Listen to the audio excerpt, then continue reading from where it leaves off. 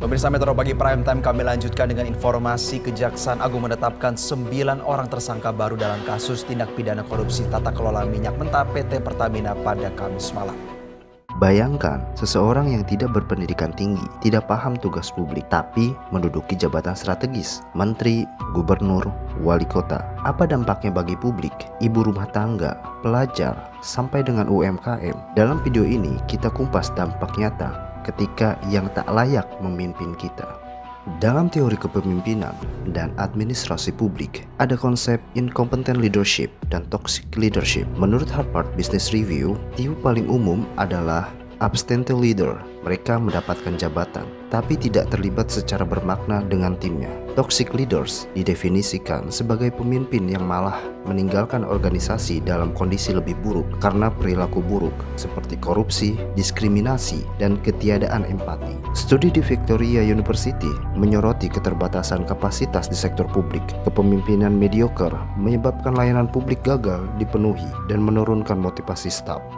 Apa akibat nyata dari hal ini? Studi menunjukkan bahwa perilaku buruk seperti fraud atau penipuan dan bribery atau suap menyumbang lebih dari 76% kasus korupsi publik dalam 30 tahun terakhir di Pengadilan Federal Amerika Serikat. Menurut Wikipedia, korupsi merusak legitimasi pemerintah, proses demokrasi, dan efisiensi administrasi publik. Dana publik dikorup, layanan publik terganggu. Dalam konteks lokal, American Enterprise Institute mencatat banyak pejabat melalaikan tanggung jawab sederhana, dari pendidikan hingga layanan darurat karena ketidakmampuan dan ketidakinginan bekerja. Studi Global Journal menyimpulkan bahwa kepemimpinan buruk menekan budaya organisasi, menghalangi kreativitas, kolaborasi, dan merusak hasil kinerja.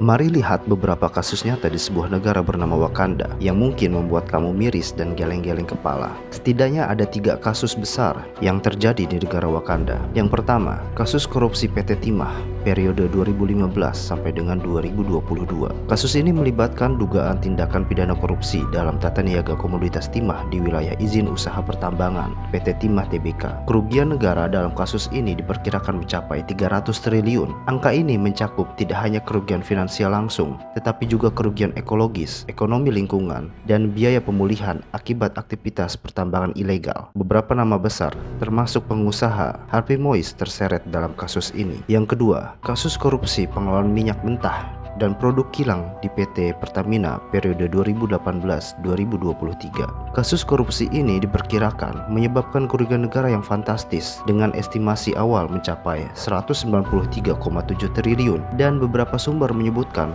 potensi kerugian hingga 968,5 triliun. Kejaksaan Agung telah menetapkan sejumlah tersangka termasuk petinggi subholding Pertamina dan pihak swasta. Kasus ini berkaitan dengan praktik tidak benar dalam tata kelola minyak mentah dan produk kilang. Yang terakhir, kasus bantuan likuiditas Bank Indonesia atau BLBI. Kasus BLBI adalah salah satu skandal finansial terbesar dalam sejarah Wakanda yang terjadi pada masa krisis moneter tahun 1997. Saat itu, Bank Wakanda mengucurkan dana sebesar 147,7 triliun untuk menyelamatkan 48 bank. Namun, banyak dari dana tersebut tidak dikembalikan, mengakibatkan kerugian negara sekitar 138,44 triliun. Beberapa obligor besar terindikasi menyalahgunakan dana BLBI ini. Statistik global memperlihatkan kerugian korupsi bisa mencapai 1,26 triliun per tahun di negara berkembang, salah satunya adalah Wakanda. Setiap kenaikan 1% dalam korupsi bisa menurunkan pertumbuhan ekonomi sebesar 0,7%. Setidaknya ada 3 hal yang akan menerima dampak paling nyata jika orang yang dianggap dungu dan tidak punya kapasitas menduduki jabatan publik strategis. Yang pertama, kerugian ekonomi yang masif dan kemandekan pembangunan. Ini adalah dampak paling langsung dan seringkali yang paling mudah diukur. Kasus korupsi besar seperti yang melibatkan PT Timah Pertamina dan BLBI menyebabkan hilangnya triliunan rupiah uang negara. Dana ini seharusnya digunakan untuk pembangunan infrastruktur seperti jalan, jembatan, fasilitas umum, pendidikan, kesehatan, atau sektor produktif lainnya yang dapat meningkatkan kesejahteraan rakyat. Akibat proyek-proyek pembangunan terhambat, investasi menurun karena iklim usaha yang tidak pasti dan pertumbuhan ekonomi melambat. Kerugian ini juga seringkali mencakup kerusakan lingkungan yang tidak ternilai, seperti dalam kasus korupsi timah dan kelapa sawit yang berdampak jangka panjang pada keberlanjutan sumber daya alam. Yang kedua, erosi kepercayaan publik dan degradasi moral. Korupsi skala besar merusak kepercayaan masyarakat terhadap pemerintah, lembaga penegak hukum, dan sistem peradilan. Ketika para pejabat atau pihak yang seharusnya menjadi pelayan publik justru terlibat dalam praktik korupsi.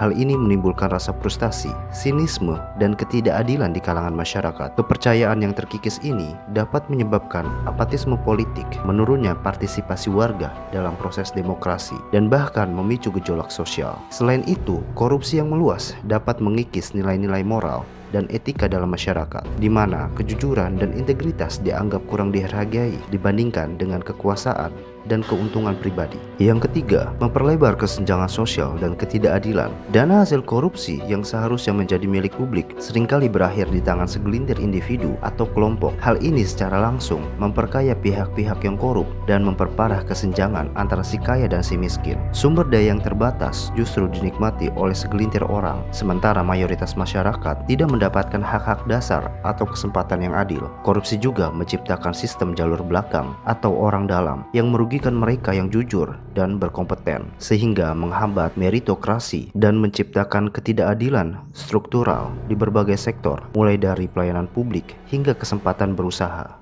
Jadi, ketika orang yang dianggap dungu tidak punya kapasitas, tapi tetap menempati jabatan publik strategis, akibatnya bisa sangat fatal. Korupsi meningkat, layanan buruk, kepercayaan publik hancur, demokrasi lemah, dan ekonomi terganggu. Kalau kamu punya pengalaman atau opini soal ini di negara kita tercinta atau di negara lain, tulis di kolom komentar. Jangan lupa like, share, dan subscribe untuk konten edukatif dan kritis seperti ini.